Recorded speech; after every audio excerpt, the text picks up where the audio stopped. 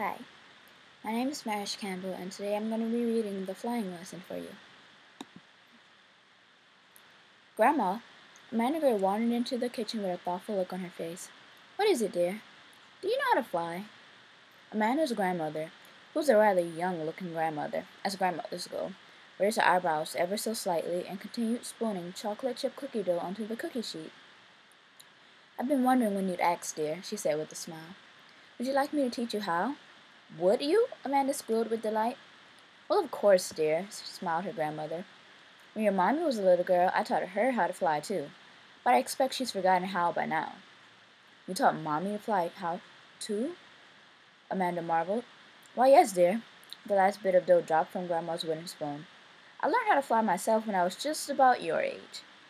Neat, said Amanda, her eyes sparkling. She reached up to brush a smudge of flour off of Grandma's cheek. When? Amanda demanded. When what, dear? Grandma bent down to open the oven door and slide the cookie sheet onto the rack. Oh, Grandma, Amanda huffed impatiently. When will you teach me how to fly? Oh, that! Grandma set the oven timer and glanced at her watch. Amanda rolled her eyes. Well, let's see, her grandmother mused. We've still got a bit of daylight left, and the cookies will be in the oven for, about 12 minutes or so. Oh well, how about a quick lesson right now? You wilder, Amanda asked. Now? No time like the present, announced Grandma, untying her apron. But first, where's Mr. Samcat? He's curled up in the rocking chair on the front porch, taking a nap, replied Amanda, a tinge of confusion coloring her tone. Well, run and get him, dear. Tell him we're going flying. He'll never forgive us if we leave him home. Amanda giggled and did as she was told. A moment later, Amanda reappeared with a sleepy Samcat draped casually over her shoulder. Samcat had one eye open. Somebody had best have a good reason for waking me up, Sam grumbled as he was unceremoniously plunked down on the kitchen chair. He promptly slid off the chair, yawned, and stretched out on the rug. Wake up, you lazy kitten, warned Grandma, or we'll leave you home while we go flying. Sam's eyes popped open. Amanda's grandma opened the door leading to the flower-filled yard. Samcat trotted obedient out the door after Amanda and her grandma. Grandma paused for a moment by a lush green bush covered with saucer-sized pink roses.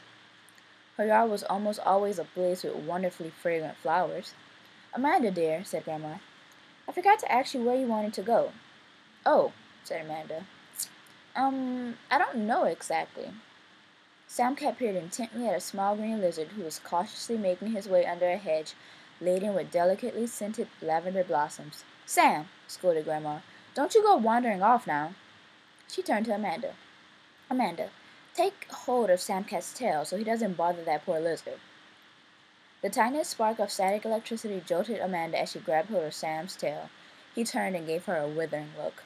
Spoil sport, he muttered to himself. Think, dear. Where would you like to go? Close your eyes. You'll think more clearly, she suggested. Amanda closed her eyes and thought for a moment. I'd like to fly over to the other side of the lake to see where Mrs. Duck spends her days when she's not paddling around in her duck pond, said Amanda decidedly. Oh, and then I'd like to see what your house looks like from the air. And then I'd like to fly over to the strawberry patch. And then, well, we don't want the cookies to burn, and we do want to get back before it gets too dark, said Grandma. So you may as well open your eyes and we'll decide where we want to go first. Amanda, still tightly clinging to Samcat's tail, opened her eyes and promptly yelped with delight. We're floating! We're floating, Grandma! Amanda shrieked.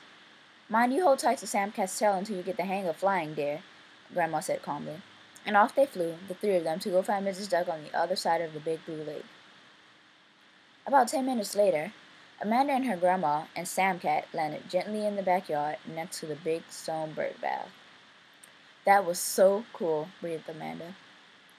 The air was thick with the scent of chocolate chip cookies, and Grandma hurried inside to pull them from the oven. Samcat glanced hopefully under the edge on the off chance that the lizard had waited around to play tag. A short while later, Amanda sat at the kitchen table, happily working her way through a still warm cookie and a cold glass of milk. Across from her sat Samcat with the napkin tied under his chin. He had a saucer of milk and his own cookie. Amanda's grandma stood at the sink washing the cookie bowl. Amazing, Amanda thought to herself. Totally amazing. Grandma, she said. Yes, dear. You know, a little while ago, when I asked if you knew how to fly, Amanda began hesitantly. Yes, dear. Amanda giggled. I meant, did you know how to fly an airplane? Amanda's grandma looked the tiniest bit startled, and Sam Cat began to laugh. And that's it for tonight. Have a good night, guys. And good night, Harry.